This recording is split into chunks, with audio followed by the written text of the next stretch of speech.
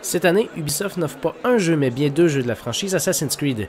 Assassin's Creed Unity est évidemment le plus attendu des deux parce que c'est le jeu qui est disponible uniquement sur les plateformes de nouvelle génération, donc Xbox One, PS4 et sur PC aussi. Quoique sur PC, il faut vraiment avoir un monstre de puissance pour que ça puisse fonctionner correctement.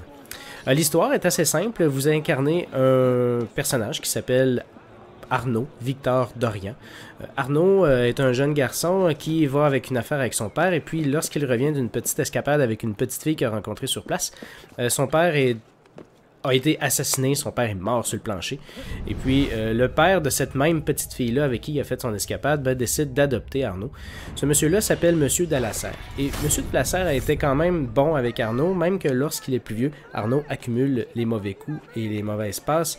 Et ce qui arrive, c'est que lorsqu'il revient à un moment donné pour aller voir Élise, son amie, le monsieur de la serre se fait assassiner et on met la faute, on met ça sur la faute d'Arnaud. On lui fait porter le chapeau carrément. Donc en prison, Arnaud rencontre un mystérieux personnage qui lui explique que c'est un assassin et puis lui propose de rejoindre la confrérie des assassins pour pouvoir simplement peut-être faire la vengeance de cet élément-là. Fait que c'est comme ça qu'Assassin's Creed Unity commence. Je vais vous dire tout de suite, Assassin's Creed Unity, c'est un jeu qui est vraiment magnifique.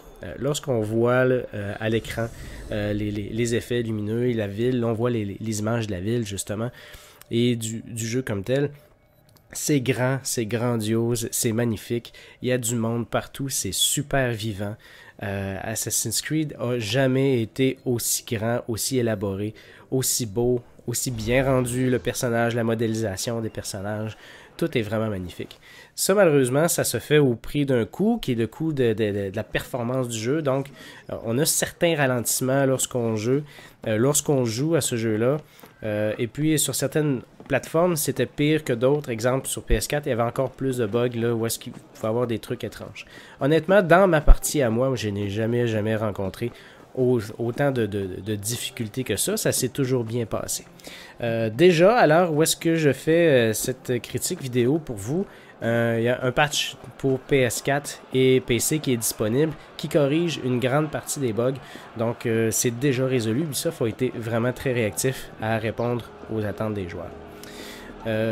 Au niveau de l'histoire, le scénario est quand même assez classique. On parle vraiment d'un mec qui part pour une vendetta un peu personnelle et qui fait et qui veut régler ces problématiques-là. C'est assez classique. C'est rien d'extraordinaire, mais ça fonctionne bien. On nous présente bien les personnages, on nous présente bien l'histoire. Mais ce qui est surtout intéressant, c'est vraiment la ville de Paris et Versailles. C'est vraiment l'environnement de jeu, ce grand bac à sable-là, où est-ce qu'on peut aller partout, qui est super magnifique, vraiment bien rendu. On a des effets de jour et de nuit vraiment incroyables. On peut visiter la ville au grand complet, grimper partout. Et puis, contrairement aux opus précédents, il n'y a pas des gardes il n'y a pas de gardes partout sur tous les toits, ce qui rend l'expérience vraiment moins frustrante pour ça. Au niveau des missions, dans Unity, les missions c'est beaucoup plus important de faire des missions de manière cachée.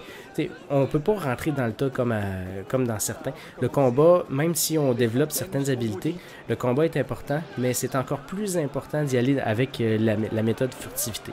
Fait que ça, c'est un truc que j'ai vraiment apprécié parce que le jeu nous incite fortement à prendre le temps de bien observer une scène avant d'y aller. Puis d'ailleurs, les missions d'assassinat là-dessus sont beaucoup plus cool qu'avant parce que le personnage fait vraiment une observation et puis le jeu vous présente qu'est-ce que le personnage observe.